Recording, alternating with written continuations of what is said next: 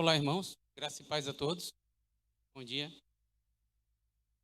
Irmãos, vamos refletir hoje em Jeremias. Jeremias 2, de 1 a 9. Na verdade, é a continuação de um texto que já foi apresentado há algumas EBDs atrás. Na verdade, estou dando continuidade porque eu acho que encerrei o capítulo 1 do livro de Jeremias. Agora vamos para o capítulo 2. Então, Jeremias 2, de 1 a 9. A palavra do Senhor veio a mim dizendo: Vá e proclame diante do povo de Jerusalém. Assim diz o Senhor: Lembro-me de você, meu povo, da sua afeição quando era jovem, do seu amor quando noiva, e de como você me seguia no deserto, numa terra que não é semeada. Israel era consagrado ao Senhor e era as primícias da sua colheita. Todos os que o devoraram se faziam culpados, o mal vinha sobre eles, diz o Senhor. Escutem a palavra do Senhor, ó casa de Jacó, e todas as famílias da casa de Israel. Assim diz o Senhor: que injustiça os pais de vocês acharam em mim, para que se afastassem de mim, seguindo os ídolos sem valor e se tornando eles mesmos sem valor. Eles não perguntaram: onde está o Senhor que nos tirou da terra do Egito e nos guiou pelo deserto, por uma terra árida e cheia de covas, por uma terra de sequidão e sombras de morte, por uma terra em que ninguém passava e na qual não morava ninguém? Eu os trouxe para uma terra fértil, para que vocês comessem o seu fruto e as coisas boas que ela tem. Mas, depois de entrar, vocês contaminaram a minha terra e fizeram da minha herança uma abominação. Os sacerdotes não perguntaram: onde está o Senhor? E os que tratavam da lei não me conheceram. Os pastores se revoltaram contra mim. Os profetas profetizaram por Baal e andaram atrás de coisas que não têm proveito algum. Portanto, ainda entrarei em litígio com vocês, diz o Senhor, e até com os filhos dos filhos de vocês entrarei em litígio. Amém. Vamos orar. Senhor Deus, querido Pai,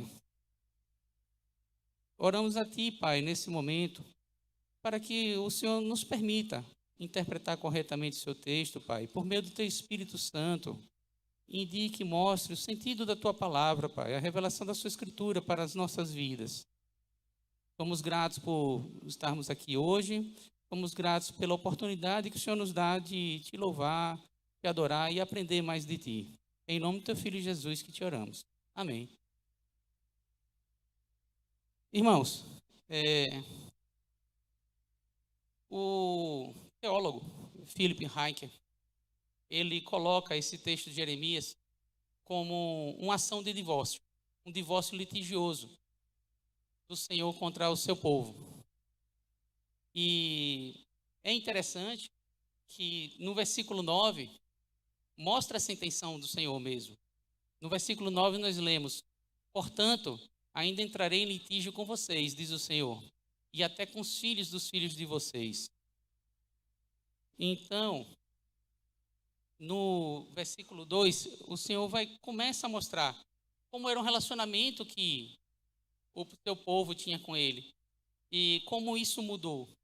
E quais foram os motivos dessa ideia de quebra da aliança, de divórcio. No versículo 2, nós temos ele dizendo: lembro-me de você, meu povo, da sua afeição quando era jovem, do seu amor quando noiva, e de como você me seguia no deserto, numa terra que não é semeada. O Senhor, na verdade, a aliança do Senhor, não é apenas o cumprimento da lei, mas Ele quer também o nosso coração. Veja que, no início, é como o primeiro amor, quando nós nos convertemos. Nós fazemos tudo com grande amor e adoração ao Senhor. E o povo de Israel era assim. Confiava na liderança dele, mesmo em condições difíceis, mesmo numa terra árida e não semeada, não habitada. E o que mudou? Israel também era considerado pelo Senhor como um grande tesouro, como um grande bem dele. Eram as primícias da sua colheita, conforme vemos no versículo 3. E o Senhor, como um bom marido, defendia a sua esposa. Ele veja que no versículo 3 nós temos: todos os que devoraram se faziam culpados. O mal vinha sobre eles. É o próprio Senhor que nos defende, que nos protege, que, como um bom marido, protegia a sua noiva. Deus protegia Israel. Deus deu um lar a Israel, que é o que vemos no versículo 7. Eu os trouxe para uma terra fértil, para que vocês comessem o seu fruto e as coisas boas que ela tem. Mas, no versículo 5, o Senhor explica qual é o motivo desse divórcio, qual é o motivo dessa separação. Quando ele diz que injustiça os pais de vocês acharam em mim, para que se afastassem de mim, seguindo os ídolos sem valor, e se tornando eles mesmos sem valor. Aqui, irmãos, é um adultério espiritual. Uma causa legítima de divórcio, como tem em Mateus 5:32, nós temos nas palavras do Senhor Jesus: eu, porém, lhes digo, quem repudiar a sua mulher, exceto em caso de relações sexuais ilícitas, a expõe de se tornar adúltera. E aquele que casar com a repudiada comete adultério. Então, foi isso que o povo de Israel fez. E é isso, irmãos, que infelizmente nós fazemos às vezes quando levantamos outros ídolos em nosso coração. Quando nos afastamos do Senhor para adorar o nosso emprego, para adorar o nosso carro, para adorar a viagem que queremos. E esquecemos que só temos essas coisas por causa do Senhor. Isso é como uma traição, é como um adultério espiritual. E no versículo 6, o Senhor mostra mais motivos. Eles não perguntaram: onde está o Senhor que nos tirou da terra do Egito e nos guiou pelo deserto, por uma terra árida e cheia de covas? A ingratidão. Eles não lembraram de quem tirou eles do Egito, quem tirou eles da escravidão, de quem levou eles até uma terra com abundância de recursos. Foi o Senhor Deus. E eles foram ingratos e não tiveram lembrança disso. E no versículo 7, quando ele diz que trouxe todos para a terra fértil e para que comessem os frutos e as coisas boas que lá tem, ele diz que depois de entrar, vocês contaminaram a minha terra e fizeram da minha herança uma abominação. É como se naquele momento de prosperidade houvesse uma amnésia espiritual. E aqui vem outro ponto que nós devemos observar em nossas vidas. É um ponto que a Escritura traz em vários momentos de Israel. Infelizmente, irmãos, nós temos a tendência de esquecermos um pouco do Senhor quando estamos prosperando financeiramente. Isso às vezes acontece.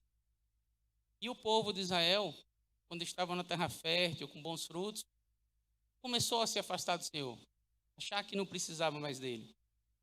E não foi só naquela época. Hoje nós fazemos isso às vezes.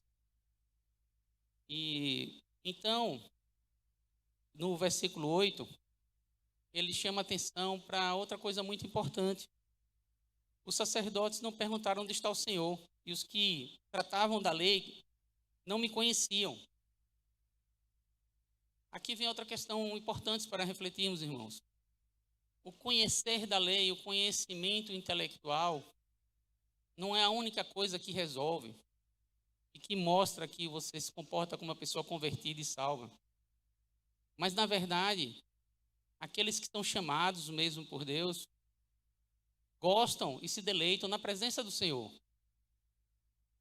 Gostam de procurar a Deus e conhecem a Deus.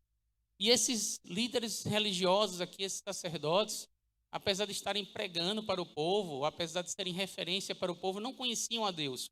Conheciam toda a lei, é verdade, mas não conheciam a Deus. E o próprio Hayek fala: um chamado santo não transforma a pessoa em santa. Não é porque tem um presbítero falando, ou tem um pastor falando para vocês que ele vai ser santo. Não é porque vocês pregam para outro irmão que vocês vão ser santos. Vocês realmente vivem aquilo que pregam? Vocês realmente se achegam a Deus? têm o seu momento de comunhão com Deus constantemente, conversam com Ele, porque sem conhecer a Deus, a lei dele em nossas vidas é morta. Então nós devemos sempre pregar para nós mesmos. Aqui quando eu falo não só para os irmãos, mas também para mim. Esse risco de frieza espiritual é um risco que todos nós corremos. É um risco que todos nós devemos observar. E o povo de Deus cometeu esse erro. E com isso, o Senhor queria se separar deles. Na verdade, o Senhor não estava quebrando a aliança, porque a aliança foi quebrada primeiramente por eles. É o que acontece conosco quando nos afastamos de Deus. Então, o que devemos fazer, irmãos? Temos que pensar no sacrifício de Cristo que Ele fez por nós. Temos que entender tudo o que o Senhor fez para nos tirar do nosso Egito, para nos tirar da lama, para nos colocar sobre a rocha. Temos que seguir a Deus como a noiva seguiu ao Senhor aqui no deserto. Independente do que estamos passando, independente da situação pela qual passamos, independente do caminho que estamos passando agora, nós devemos entender que temos um Deus soberano e que a palavra dele nos diz que todas as coisas colaboram para o bem daqueles que amam a Deus e pelo seu propósito foram chamados. E se você realmente crê em Deus e crê na Escritura, não há por que temer. Não há por que temer porque está passando por uma terra árida e sem vida naquele momento. Aquilo vai contribuir para o seu bem, aquilo vai contribuir para o meu bem. E é assim que muitas vezes Deus molda os nossos corações. Então, muitas pessoas ficam pensando, o que será que Deus quer para mim? Como será que eu devo fazer aquilo ou aquela outra coisa? E esquecem que, na verdade, o Senhor já revelou como nós devemos viver. É a chamada vontade revelada de Deus que está na Escritura. Existe uma verdade oculta, é verdade, que por decisão soberana de Deus, Ele resolveu não nos revelar tudo.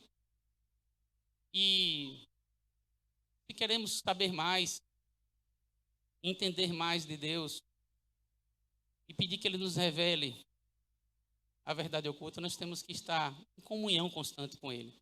Pedir ao Espírito Santo de Deus que nos guie nas decisões e nas questões. Mostrar humildade, sinceridade e realmente amor a Deus. Mostrar que em toda decisão sua, você consulta ao Senhor antes. Porque muitas vezes nós tomamos as decisões por conta própria, como se Deus não existisse. Escolhemos ir para aquela viagem, escolhemos ir para aquele emprego e depois reclamamos que algo deu errado, que Deus não nos mostrou que aquilo era errado. Mas no momento da decisão, muitas vezes nós não somos humildes o suficiente para consultar o Senhor. Então é isso, irmãos. Peço que vocês avaliem, cada um julgue a si mesmo. Como está o seu relacionamento com Deus hoje? Como está o seu relacionamento com Cristo? Nós conversamos com Ele como um amigo, a quem que amamos, e alguém que nós sabemos que nos ama, ou só procuramos no momento de aflição e na hora da prosperidade esquecemos, somos ingratos e nos afastamos? É isso que nós devemos pensar, irmãos. Vamos orar mais uma vez. Senhor Deus, querido Pai, nós te agradecemos, Senhor, nós te agradecemos pela sua porção revelada da palavra, Pai, que o Senhor nos passa, que o Senhor nos ensina. Somos gratos a Ti por isso, Pai, porque o Senhor nos mostrou como nós devemos viver. Somos gratos a Ti pela salvação que o Senhor nos proporcionou, pelo sacrifício do Seu único Filho, Pai. Somos gratos porque o Senhor nos amou, mesmo quando não amávamos a Ti. Obrigado, Senhor. Obrigado por tudo. E continua nos guiando, cuida do nosso coração. Nos mantém, Pai, no Teu estreito caminho. E que a cada dia haja um amor maior em nossos corações e uma vontade maior de Te servir e Te atender e estarmos junto a Ti. Em nome do teu Filho Jesus que te oramos e te agradecemos. Amém.